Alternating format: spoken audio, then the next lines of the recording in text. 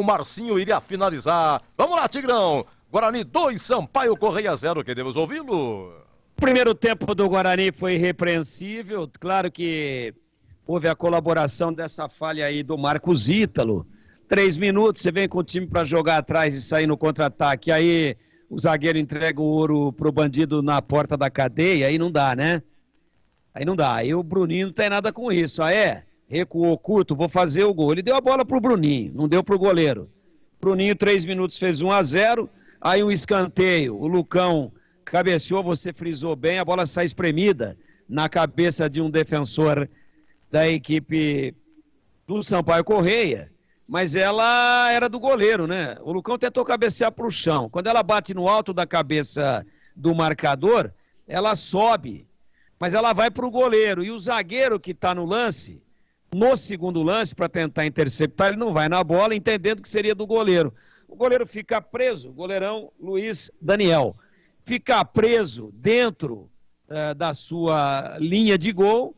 E aí o Derek falou, opa, peraí, essa bola tá livre aí, ele se mete entre o goleiro que não foi e o Beck que deixou pro goleiro. 2-0, 7 minutos. Ali acabou o jogo, só que o Guarani teve chance para fazer 3 ou 4 no primeiro tempo, continuou intenso, é bem verdade que puxou as linhas um pouco para trás, e depois esperava e quando tinha a bola ia forte, ia para cima, ia realmente para matar o jogo ainda no primeiro tempo, mesmo com um estilo diferente, não propositivo de tomar a iniciativa, mas reativo de tomar a bola no seu campo e sair em contra-ataque. O Guarani foi vertical no primeiro tempo, 2 bolas no travessão do Luiz Daniel, poderia o Guarani sim ter matado, poderia ter liquidado a fatura, poderia ter inclusive feito um saldo de gols interessante que nós acreditamos que ia acontecer no segundo tempo. Veio o segundo tempo e perdido por 1 milhão, o Sampaio Correia subiu todas as suas linhas, dificultava a saída de bola do Guarani e foi melhor do que o Guarani no segundo tempo. Claro que pecou nas finalizações, esse Vinícius Alves perde um gol, talvez o gol mais perdido, o gol mais incrivelmente perdido da Série B até agora. Né? Ele dentro da pequena área, praticamente sem goleiro, bola rasteira, ele bate, ela sobe, bate no travessão, volta para ele, cabeceia, e aí o Tony está no lance, mas cabeceou fraquinho. E o Tony pegou. Então, claro que incomodou, né? A equipe do Sampaio Correia incomodou no segundo tempo, mas incomodou muito mais porque o Guarani baixou demais as linhas e baixou demais o seu ritmo, do que propriamente por qualidade do Sampaio. Só que um time que está perdendo por 2-0, ele não tem outra alternativa. Ele tem que tentar agredir. E olha que até me surpreendeu o Sampaio, pela sua limitação técnica, também pelo seu imenso número de desfalques, 7, considerando o time titular base. Ele foi para cima, o Tony fez 2 grandes defesas, teve bola na trave, essa que eu acabei de descrever aqui, e se o Guarani tivesse tomado um gol aí, faltando 10, 15 minutos para acabar o jogo, poderia ter se complicado. Então, por sorte e também por competência defensiva e também por incompetência de finalização do Sampaio Correia, o Guarani não tomou, fez bem a lição de casa, o mais importante está consolidado, que é a vitória, a conquista dos 3 pontos dentro dos seus domínios e, obviamente, mantendo aí um 100% de aproveitamento, 4 jogos dentro de casa e 4 vitórias.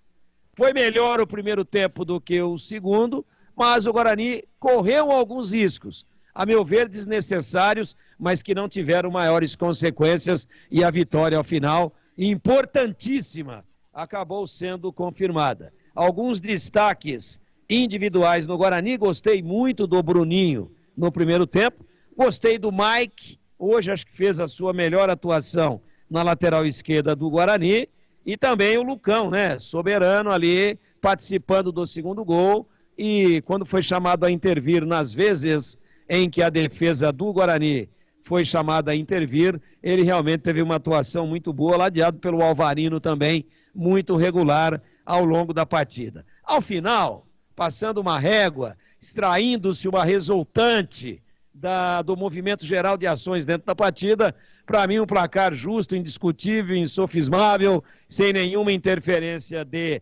arbitragem. Ao final, Guarani 2, Sampaio Correia 0 para mim, sem nenhum tipo de problema e sem nenhum tipo de retoque. E só para não deixar passar batido, o jogador que a bola do Lucão, a cabeçada do Lucão, acerta nele, desvia, sobe de novo, ela ia para o chão. E aí bate nele, ganha uma trajetória e o Derek pega antes que ela caísse no chão, dá meio que uma voadora na bola entre o outro zagueiro que estava no lance, acho que era o Furtado, e o goleiro Luiz Daniel, que ficou estático. A bola bate no Joécio, número 13 da equipe do Sampaio Correia, no lance que originou o segundo gol da equipe do Guarani, às 7 do primeiro tempo. Boa vitória! Reencontrando o caminho das vitórias, voltando para o G4 e mesmo com uma queda de produção no segundo tempo, eu acho que a missão foi bem cumprida e o mais importante é essa manutenção de conquistas em casa, de 100% de aproveitamento dentro do Brinco de Ouro. Aliás, os 12 pontos que o Guarani tem, todos eles foram conquistados exatamente dentro de casa. Nos 2 jogos fora, o Guarani foi mal e acabou sendo derrotado nas 2 oportunidades, pela ordem, pelo Juventude e depois pelo Sport Clube do Recife.